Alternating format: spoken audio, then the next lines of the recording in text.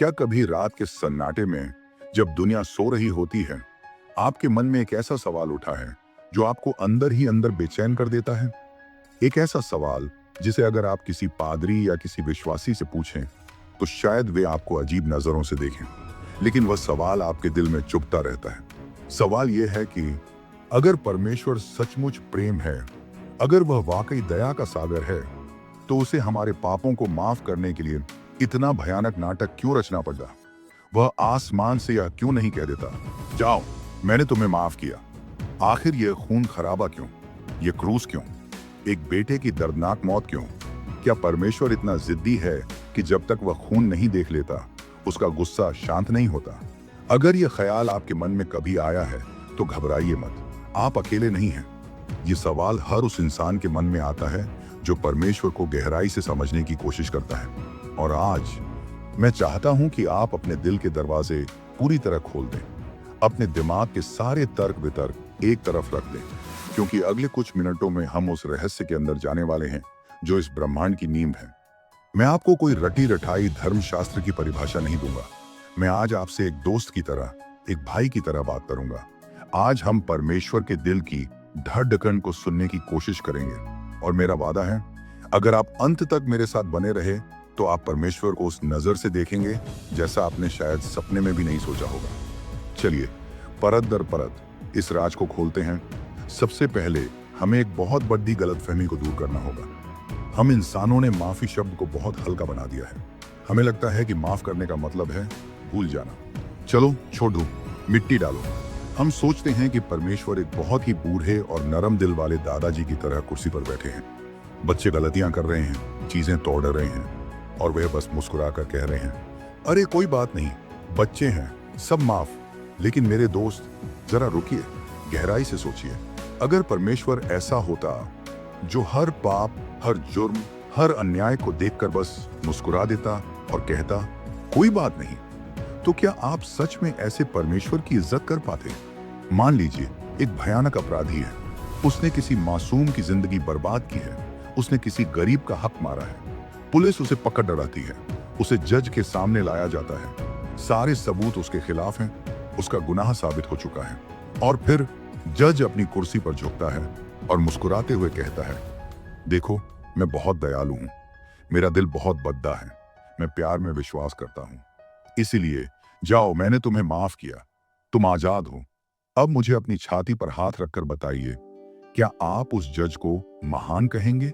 क्या आप बाहर निकलकर कहेंगे कि वाह क्या अद्भुत जज था? नहीं, बिल्कुल नहीं। आप गुस्से से भर जाएंगे। आप चीख उठेंगे कि यह जज बिका हुआ है, यह जज भ्रष्ट है, इसने उस पीड़ित के साथ अन्याय किया है। आप देख रहे हैं, हमारे अंदर, हमारे डीएनए में एक न्याय की मांग है। हम चाहते हैं कि गलत काम की सजा मिले। अगर कोई जज बिना सजा दिए मुजरिम को छोड़ दे तो वह दयालु नहीं, वह दुष्ट है। यही परमेश्वर की सबसे बड़ी दुविधा है, जिसे धर्म विज्ञानी डिवाइन डिलेमा कहते हैं। परमेश्वर सिर्फ प्रेम नहीं है, बाइबल चीख चीख कर कहती है कि वह पवित्र, होली और न्यायी, जस्ट भी है। उसका न्याय पूर्ण है, उसका न्याय कभी रिश्वत नहीं लेता, उसका न्याय कभी पक्षपात नहीं करता। परमेश्वर ने एक कानून बनाया है, पाप की मजदूरी मृत्यु है। यह ब्रह्मांड का अटल नियम है। जैसे गुरुत्वाकर्षण का नियम है कि अगर आप छत से कूदेंगे तो नीचे गिरेंगे, चाहे आप कितने भी अच्छे इंसान क्यों ना हो। वैसे ही आत्मिक नियम है, जहां पाप है वहां मौत होनी ही है। अगर परमेश्वर अपने ही बनाए नियम को तोड़कर कहता, चलो कोई बात नहीं, मैं नियम बदल देता हूं, तो वह उसी पल सच्चा परमेश्वर होना बंद कर देता। वह झूठ का भागीदार बन जाता, उसका वचन झूठा हो जाता। तो अब परमेश्वर क्या करे? जरा इस दृश्य की कल्पना कीजिए। यह इतिहास की सबसे बड़ी अदालत है। एक तरफ परमेश्वर का न्याय खद्दा है, उसके हाथ में नंगी तलवार है।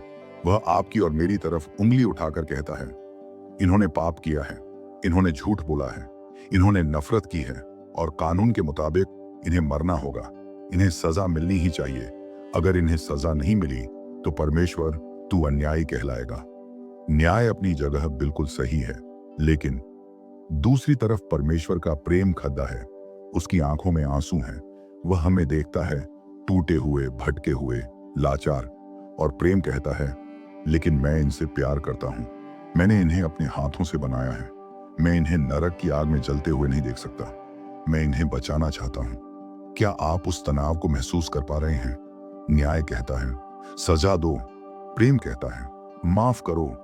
अगर परमेश्वर सजा देता है तो हम सब खत्म, हमेशा के लिए खत्म। और अगर परमेश्वर बिना सजा दिए माफ करता है तो उसका न्याय खत्म, उसकी पवित्रता खत्म। यह एक ऐसी पहेली थी जिसका जवाब किसी फरिश्ते के पास नहीं था। पूरा स्वर्ग खामोश था। आखिर कैसे कैसे परमेश्वर धर्मी भी बना रहे और माफ भी कर दे। यहीं पर हमें यह समझना होगा कि माफी दरअसल होती क्या है। हम सोचते हैं माफी मुफ्त है। नहीं दोस्तों, माफी कभी मुफ्त नहीं होती। इस पूरे ब्रह्मांड में माफी की हमेशा एक कीमत होती है। सवाल बस ये है कि वह कीमत कौन चुकाता है। इसे एक बहुत ही साधारण उदाहरण से समझते हैं। मान लीजिए आप मेरे घर आए और गलती से आपने मेरा एक बहुत कीमती लैपटॉप तोड़ दिया। 50,000 रुपए का नुकसान हो गया। अब क्या होगा? मेरे पास दो रास्ते हैं। पहला रास्ता, मैं आपसे कहूं, दोस्त आपने तोड़ा है, आपको पैसे देने होंगे। यह न्याय है, इसमें मेरा नुकसान नहीं हुआ। आपने गलती की, आपने भरपाई की, हिसाब बराबर। लेकिन दूसरा रास्ता, मैं आपसे कहूं, कोई बात नहीं, मैं तुम्हें माफ करता हूं। लेकिन जरा ठहरिए, जब मैं कहता हूं मैं तुम्हें माफ करता हूं, तो क्या वह 50,000 रुपए का नुकसान हवा में गायब हो गया? क्या लैपटॉप अपने आप जुड़ गया? नहीं। जब मैंने आपको माफ किया तो दरअसल मैंने क्या किया? मैंने उस 50,000 रुपए के नुकसान को अपनी जेब पर ले लिया। मैंने वह खर्चा खुद उठाया ताकि आपको न उठाना पड़े। मैंने वह दर्द सहा ताकि आप आजाद रह सकें। माफी का मतलब ही यही है, किसी और के कर्ज को अपने खाते में लिख लेना, दोषी की सजा को निर्दोष द्वारा सह लेना। यही सिद्धांत परमेश्वर के साथ भी लागू होता है। लेकिन यहाँ समस्या थोड़ी और बड़ी है, बहुत बड़ी। हमने सिर्फ कोई फूलदान या लैपटॉप नहीं तोड़ा है, हमने अनंत परमेश्वर के खिलाफ विद्रोह किया है। जब आप किसी चींटी को मारते हैं तो कोई सजा नहीं होती। जब आप किसी कुत्ते को पत्थर मारते हैं तो शायद लोग डांटें। जब आप किसी इंसान को थप्पड़ मारते हैं तो पुलिस केस हो सकता है। लेकिन अगर आप देश के राजा या राष्ट्रपति के मुंह पर थूक दें तो वह मामूली अपराध नहीं, वह देशद्रोह है। उसकी सजा मौत हो सकती है। अपराध वही है, अपमान। लेकिन किसका अपमान किया गया है, उससे सजा तय होती है।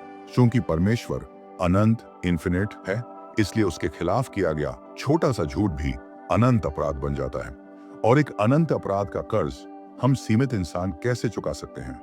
अगर आप और मैं करोड़ों साल भी अच्छे काम करते रहें, तब भी हम उस कर्ज को नहीं चुका सकते।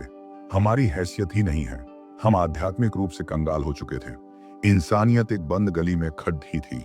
आगे खाई थी, पीछे आग थी, कोई रास्ता नहीं था। और तब, ठीक उस वक्त जब कोई उम्मीद नहीं थी, परमेश्वर ने अपना हल पेश किया। एक ऐसा उपाय जो न किसी इंसान की सोच में आ सकता था, न शैतान की कल्पना में। परमेश्वर ने देखा कि कर्ज तो चुकाना ही पड़ेगा, सजा तो भुगतनी ही पड़ेगी, रक्त तो बहना ही चाहिए, क्योंकि प्राण रक्त में होता है। तो परमेश्वर ने क्या किया? उसने किसी और को बलि का बकरा नहीं बनाया। उसने किसी स्वर्गदूत को नहीं भेजा कि जाओ इनके लिए मर जाओ। नहीं, वह सिंहासन से उठा, उसने अपना मुकुट उतारा। ब्रह्मांड का रचयिता, वह जो समय और काल से परे है, वह एक इंसान के गर्भ में सिमट गया। वह हमारी गंदी टूटी हुई दुनिया में उतर आया। उसका नाम है यीशु मसीह। अब ध्यान से सुनिए, यह सबसे महत्वपूर्ण हिस्सा है। यीशु को इंसान बनना पड़ा। क्यों? क्योंकि पाप इंसान ने किया था, इसलिए सजा इंसान को ही मिलनी चाहिए थी। अगर वह सिर्फ परमेश्वर बनकर आता तो वह मर नहीं सकता था। और अगर वह सिर्फ इंसान होता तो उसका बलिदान पूरे संसार के लिए काफी नहीं होता। इसलिए वह पूर्ण परमेश्वर और पूर्ण मनुष्य बना। वह हमारी जगह खड्डा होने आया। कल्पना कीजिए उस क्रूस की। वह सिर्फ लकड़ी का खंभा नहीं था, वह सिर्फ कीले और कोड्ढे नहीं थे। वहां कुछ ऐसा हो रहा था जो आंखों से नहीं देखा जा सकता था। जब यीशु मसीह क्रूस पर लटके थे तो वह एक लेन देन, एक्सचेंज का समय था। उस भयानक दोपहर को परमेश्वर ने आपके और मेरे सारे पाप उठाए। हमारे गंदे विचार, हमारे झूठ, हमारी नफरत, हमारे गुप्त पाप, हमारा घमंड, और उन सबको यीशु मसीह के पवित्र कंधों पर लाद दिया। और जिस न्याय की तलवार हमारी गर्दन पर लटकी थी, वह तलवार परमेश्वर ने अपने ही प्यारे बेटे पर चला दी। आप और मैं अंदाजा भी नहीं लगा सकते कि उस पर यीशु ने क्या सहा। शारीरिक दर्द तो बस शुरुआत थी। असली दर्द यह था कि वह पाप बन गए। परमेश्वर का वह क्रोध, वह धधकती हुई आग जो पाप के खिलाफ भड़कती है, उस पूरी आग को यीशु ने अपने प्याले में भरकर पी लिया। उसने वह चीख लगाई जो ब्रह्मांड के इतिहास में सबसे दर्दनाक थी, एली एली लमा शबक्तनी, यानी हे मेरे परमेश्वर, तूने मुझे क्यों छोड़ दिया। वह इसलिए छोड़ा गया ताकि आपको कभी न छोड़ा जाए। वह नर्क से गुजरा ताकि आपको नर्क न जाना पड़े। वह टूटा ताकि आप जुड़ सकें। परमेश्वर ने अपना न्याय पूरा किया, सजा दी गई, एक एक पाई चुकाई गई। पाप का पूरा दंड यीशु ने अपनी मौत से भर दिया और बदले में उसने अपनी पवित्रता, अपनी धार्मिकता, अपनी वफादारी उठाई और आपके और मेरे खाते में जमा कर दी। अब वापस उस अदालत के दृश्य में चलिए। जज परमेश्वर अब भी अपनी कुर्सी पर बैठा है। आप कटघरे में खड्डी दी हैं। शैतान वहां खद्दा होकर चिल्ला रहा है, यह पापी है, इसने यह किया, इसने वो किया, इसे सजा दो। लेकिन तभी यीशु मसीह आपके वकील बनकर आगे आते हैं। वह अपने छिदे हुए हाथ दिखाते हैं। वह कहते हैं, हाँ पिता, यह पापी है, लेकिन इसकी सजा मैंने भुगत ली है। इसका जुर्माना मैंने भर दिया है। यह रही रसीद, मेरा लहू। और तब परमेश्वर का न्याय हथौड़ा मारता है और कहता है, कर्ज अदा हुआ, यह व्यक्ति अब निर्दोष है। देख रहे हैं आप, परमेश्वर ने आपको यूं ही माफ नहीं किया, उसने आपको कानूनी तौर पर माफ किया है। अब ब्रह्मांड की कोई भी ताकत आप पर उंगली नहीं उठा सकती, क्योंकि आपकी सजा कोई और काट चुका है। इसे कहते हैं अनुग्रह, ग्रेस। अगर वह बिना क्रूस के माफ करता तो वह सिर्फ तरस होता, लेकिन क्रूस के साथ यह न्याय संगत प्रेम है। यही कारण है कि मसीही लोग क्रूस की इतनी बात करते हैं। हमें खून खराबा पसंद नहीं है, लेकिन हम जानते हैं कि उस खून के बिना हमारी माफी सिर्फ एक धोखा होती। तो मेरे दोस्त, अब सवाल परमेश्वर पर नहीं है, उसने तो अपना सब कुछ दे दिया। सवाल अब आप पर है। इतनी बड़ी कीमत चुकाने के बाद परमेश्वर आज आपके सामने खड़ा है। वह अपने लहू से सने हाथ आपकी ओर बढ़ा रहा है। वह आपसे कोई छरहावा नहीं मांग रहा। वह आपसे यह नहीं कह रहा कि पहले जाकर अच्छे इंसान बनो, फिर मेरे पास आना। नहीं, वह कह रहा है, मेरे पास वैसे ही आओ जैसे तुम हो। अपना बोझ मुझे दे दो, मैंने इसकी कीमत चुका दी है। अक्सर हम सोचते हैं कि हमें अपनी माफी कमानी पड़ेगी।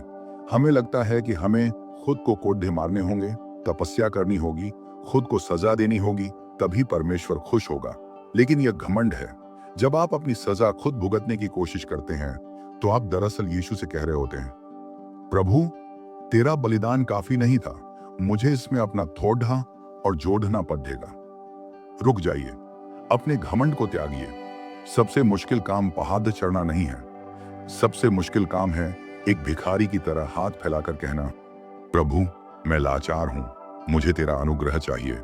अगर आज आप अपने दिल में भारीपन महसूस कर रहे हैं, अगर आपको लगता है कि आपके पाप बहुत बड़े हैं, तो क्रूस की ओर देखिए। वहां परमेश्वर चीख चीख कर कह रहा है, देख, मैं तुझसे कितना प्यार करता हूं। क्या अब भी तुझे सबूत चाहिए? माफी का चेक आपके नाम पर काट दिया गया है। उस पर यीशु के हस्ताक्षर हैं। बस आपको उसे बैंक में जाकर कैश कराना है, यानी विश्वास करना है। तो क्या आज आप उस माफी को स्वीकार करेंगे? क्या आप उस जेल से बाहर आएंगे जिसका दरवाजा 2000 साल पहले ही खोल दिया गया था? फैसला आपका है। परमेश्वर ने अपना काम पूरा कर दिया है। इति समाप्तम, इट इज फिनिश्ड।